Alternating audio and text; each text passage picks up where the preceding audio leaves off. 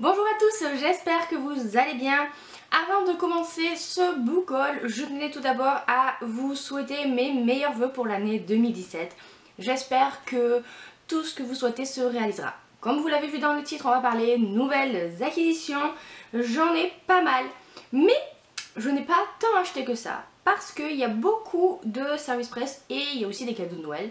Donc, l'un dans l'autre, j'ai été plutôt raisonnable, mais ma palle, enfin, c'est pas comme ça qu'elle va arrêter de grandir, quoi. Hein. On commence tout de suite avec de la romance. J'ai reçu des éditions Hugo Roman The Mistake, donc qui est le tome 2 de la série Off Campus. Le premier tome c'était The Deal que j'avais vraiment beaucoup aimé, donc j'espère que ce deuxième tome me plaira tout autant. Dans cette série on suit une équipe de joueurs de hockey en fait qui sont dans une fraternité sur un campus, donc à l'université. Et ici on va suivre John Logan qui est joueur dans l'équipe de hockey et qui, d'après ce que j'ai compris, va essayer de séduire une fille qui s'appelle Grace avec qui il a fait une erreur et il va tenter de la reconquérir. Bref, un scénario des plus classiques, mais voilà. Le premier tome était très mignon, très attachant et surtout très marrant. Donc j'espère rire autant avec celui-ci, on verra bien, en tout cas c'est ma prochaine lecture. On continue avec un autre service presse et cette fois-ci de la part des éditions J'ai lu pour elle. Il s'agit du tome 5 de la série Force d'élite de Julian Walker, donc sans aucun détour. J'ai lu les 3 premiers tomes de cette série que j'ai beaucoup aimé, surtout les 2 premiers, le 3e un petit peu moins. J'ai pas encore lu le tome 4. Mais voilà, le tome 5 m'attend déjà. Dans cette série, en fait, on suit les Black Knight Inc. qui sont une couverture. En fait, c'est un garage de motards qui fait un peu biker, quoi, qui fait clan. Et en fait, c'est une couverture pour une équipe qui est officieuse, qui travaille pour le gouvernement, donc de manière officieuse. Et ici, c'est l'histoire de Eve qui connaît un des membres de l'équipe depuis longtemps. Mais le problème c'est qu'elle ne lui parlait plus, ou en tout cas ils ne se parlaient plus. Hein, et elle va avoir besoin d'un des membres pour une affaire qui la concerne. Donc voilà, j'en sais pas plus, j'ai pas vraiment envie d'en savoir plus. Mais je ne le lirai pas tout de suite donc puisqu'il faut que je lise le tome 4 avant. On continue avec les services presse et cette fois-ci de la part de Harlequin. La collection EH se lance dans la dark romance et un de ses premiers titres c'est Never Forget de Monica Murphy. Donc ça c'est le premier tome, c'est une épreuve anticipée. C'est l'histoire d'une jeune fille qui apparemment a été kidnappée et Ethan l'avait sauvée des griffes de son kidnappeur. Il n'arrive pas à l'oublier depuis 8 ans je crois, hein. Et le problème c'est que elle a une... Voilà, elle a refait sa vie, mais lui a envie de reprendre contact avec elle, même s'il n'a pas le droit, car en fait il est le fils de son kidnappeur. Voilà, c'est ce que dit la 4e de couverture. Hein. Donc ma foi ça me tentait plutôt bien, donc je l'ai demandé et franchement j'ai bien hâte de le lire. Je vois ici qu'il y a un tome 2. Donc, que voulez-vous, je sens que celui-ci ne va pas traîner très longtemps dans ma palle. Et on termine avec de la romance paranormale. J'ai acheté Démonica, le 7e tome de la série Démonica, hein, de Larissa Young, Ardente Tentation. Toujours des titres à dormir debout dans cette série, mais bon, en fait elle est plutôt bonne. Hein. Encore une fois, ce n'est pas tout à fait le 7e tome de Démonica, c'est plutôt le 6e tome des Cavaliers de l'Apocalypse, hein, voilà, c'est toujours ce même problème avec Milady, mais bon, bref. C'est l'histoire cette fois-ci de Revenant. Alors Revenant, on ne le voit que dans le tome 6 de Démonica, donc le tome 5 des Cavaliers de l'Apocalypse. Je vais arrêter sinon ça va vous énerver, mais bon, moi aussi ça m'énerve alors. Qui en fait est le... je sais pas si je peux le dire, je risque de spoiler. Bon bref, c'est un personnage qu'on découvre. Et ici c'est son histoire à lui, il a 5000 ans, il a envie de se venger, c'est pas quelqu'un de très recommandable en fait, Revenant, quand on le découvre en tout cas. Et en fait il va se rapprocher de Blasphème, alors Blasphème je ne me rappelle plus du tout qui c'est. Mais c'est pas grave, hein. Elle, c'est un ange apparemment, je crois. Hein. Bon, bref. Et voilà, c'est toujours une histoire entre l'enfer et le paradis et on verra ce que ça donne. Je dis n'importe quoi, je suis sûre que ça ne vous donne absolument pas envie de découvrir cette série. Et pourtant elle est très bien. J'ai vu des avis plutôt mitigés sur ce tome-ci, mais j'ai quand même envie de me faire ma propre idée. Donc voilà. J'ai ensuite acheté d'occasion un roman qui me tentait beaucoup, notamment par son apparence en fait. Et bah, il était un peu cher, hein. C'est vrai qu'il est un peu cher neuf, et du coup je l'ai trouvé à un prix plutôt raisonnable, donc je me le suis pris et il est en parfait état. Il s'agit de Illuminae, le tome 1 des dossiers Alexander, c'est ça hein, de Amy Kaufman et Jay Christophe. Alors vous l'avez déjà dû voir passer sur les chaînes, puisque vous savez c'est ce livre où il y a énormément de choses dedans, des rapports, des récits, des dessins, comment dire, des conversations un petit peu comme si c'était à l'ordinateur. Enfin voilà, c'est surtout voilà cet aspect qui donne envie de lire. Après l'histoire en elle-même a l'air bien aussi. C'est l'histoire de Cady et de Ezra, il me semble bien, qui sont ensemble mais qui en fait ont décidé de rompre. Le problème c'est que juste au moment de leur rupture, en 2575, leur planète est envahie par une intelligence artificielle qui était censée à la base protéger l'espèce humaine. Donc voilà, ils vont essayer de déjouer tout ça, j'imagine. Je sais pas du tout à quoi m'attendre, vraiment. Je sais juste que ce roman a de très bons avis, une très bonne note de manière générale. Et voilà, ce format-là en fait m'intrigue beaucoup, je l'ai plutôt pris pour le format. Je ne sais pas quand j'aurai le temps de lire parce que bon, c'est vrai que, vous voyez, il y a beaucoup de choses, de pages où il n'y a pas forcément énormément de texte, mais il est quand même très gros, il fait 600 pages. Donc voilà, hein, j'ai hâte de découvrir ce que ça va donner, je n'ai aucune idée de quand je le lirai, mais ben, au moins il m'attend dans ma pile à lire.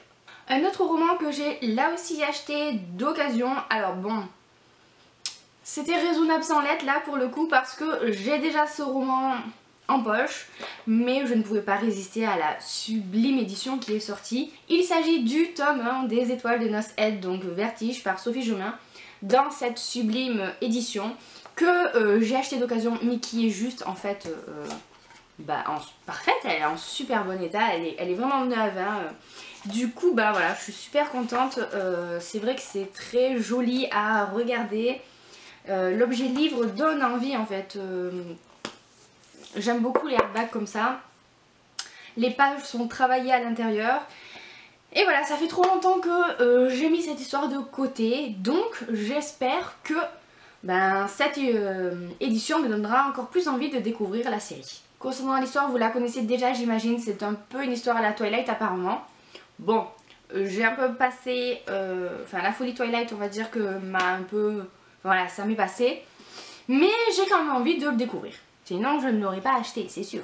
On continue avec un peu de fantasy, on va rester là-dedans avec La Reine du Tearling de Erika Johansen. Je ne sais pas du tout de quoi parle ce roman et à vrai dire j'ai pas forcément envie de le savoir plus que ça. Je sais juste que c'est de la fantasy, que c'est l'histoire d'une jeune fille qui va devoir sauver son royaume et récupérer son trône ou quelque chose comme ça, enfin bref. J'en ai vu d'excellents avis, hein. C'est surtout pour ça que je l'ai pris. Bon, déjà il faut dire que je trouve la couverture très attirante. Quand je l'ai vue dans les rayons, j'étais attirée. J'ai lu le résumé, je me suis dit bon pourquoi pas. Et quand j'ai regardé un peu plus attentivement les avis sur internet, ce roman enchaîne les coups de cœur, a énormément de bons avis et a une très bonne note. Donc je me suis dit qu'il me le fallait, je l'ai mis dans ma wishlist et bien quand je l'ai vu d'occasion à un prix pas très cher, je l'ai évidemment acheté et j'en suis très contente là encore. J'ai eu beaucoup de chance avec ces 3 romans d'occasion finalement parce qu'ils sont en parfait état, donc je ne peux qu'être comblée. On continue et on termine avec les services presse. J'ai reçu 2 romans de la part d'une auteure, il s'agit de Julie Gredd. J'ai reçu La véritable histoire des contes de fées, ce que Walt ne nous a jamais dit. En fait, elle m'avait contacté pour un de ses romans. Et celui-ci m'intéressait particulièrement. Alors ce n'est pas forcément un vrai roman, c'est Walt Disney, donc qui est mort depuis un bail, hein, on le sait tous, et qui est au paradis et qui en fait donne des cours un petit peu magistraux quoi, à la manière des universités, sur sa vision des contes de fées et comment est-ce que lui, il a retranscrit tout ça à l'écran. Je suis en train de le lire petit à petit, hein. C'est pas un roman, donc c'est un peu difficile de lire d'une traite, donc je le lis chapitre par chapitre. Pour l'instant c'est très intéressant, mais je vous en reparle très bientôt. Et le deuxième livre que j'ai reçu de cet auteur, là pour le coup c'est un roman parfait pour la saison. Il s'agit de Ceci n'est pas qu'une comédie romantique. Le résumé est très énigmatique, j'avoue que je ne sais pas du tout à quoi m'attendre, mais c'est un tout petit livre, donc voilà, on verra bien. C'est l'histoire de bébé qui est en partance pour une semaine de fête dans un chalet à la montagne avec ses amis, d'après ce que j'ai compris. Hein. Le problème c'est qu'il y a une tempête de neige et que tous les avions sont cloués au sol et qu'aucun de ses amis ne peut venir, sauf un jeune homme qui l'attend en fait et qui lui a préparé, je ne sais pas quoi, un très bon repas pour lui faire avouer tous ses secrets. Voilà, c'est vraiment très mystérieux, j'en sais vraiment pas plus. Et je suis quand même curieuse de le découvrir. C'est écrit assez gros et il y a 250 pages, donc je pense que je le lirai très vite et que je vous en reparlerai très bientôt. Et enfin on termine avec mes cadeaux de Noël spécial Harry Potter. Puisque, et oui, je l'ai reçu. J'ai reçu le tome 2 de Harry Potter et la Chambre des Secrets, qui est donc en version illustrée. J'ai le tome 1 juste ici, donc voilà, là il y a un espace parce que je le range maintenant à côté pour compléter ma collection. Je ne sais pas si vous avez jeté un coup d'œil aux illustrations qu'il y a à l'intérieur, mais l'objet livre est toujours aussi beau. Je l'ai vite feuilleté comme ça, évidemment je n'ai pas relu l'histoire et ça ne sera pas pour tout de suite. C'est plus un objet de collection qu'autre chose. Mais voilà, je suis vraiment, encore une fois, comblée de l'avoir reçu et de le mettre comme ça dans ma bibliothèque. Je pense que le jour où je lirai entièrement la série, je les lirai là-dedans et ça fera son petit effet. Et on reste dans l'univers d'Harry Potter puisque j'ai également reçu le Grand Atlas qui en fait est un livre qui montre un peu tous les endroits de la franchise quoi. Comment est-ce qu'ils les ont fait, comment est-ce que ils les ont dessinés, ont fait les maquettes, comment est-ce qu'ils ont trouvé les accessoires, les décors, tout ça. Ça m'a l'air plutôt intéressant. Clairement, je vous avoue que j'ai pas encore eu le temps de m'y plonger dedans. Mais je l'ai mis sur ma table de chevet et comme ça, le soir avant de me coucher, si je suis en train de lire une histoire un petit peu trop prenante, mais que j'ai que quelques minutes de lecture devant moi, je le prends et je lis quelques pages quoi. Et c'est juste parfait. Et voilà, on a terminé avec ce book haul, mais on n'a pas tout à fait terminé avec la vidéo, puisque j'ai décidé d'intégrer aux vidéos book haul un nouveau rituel pour cette nouvelle année.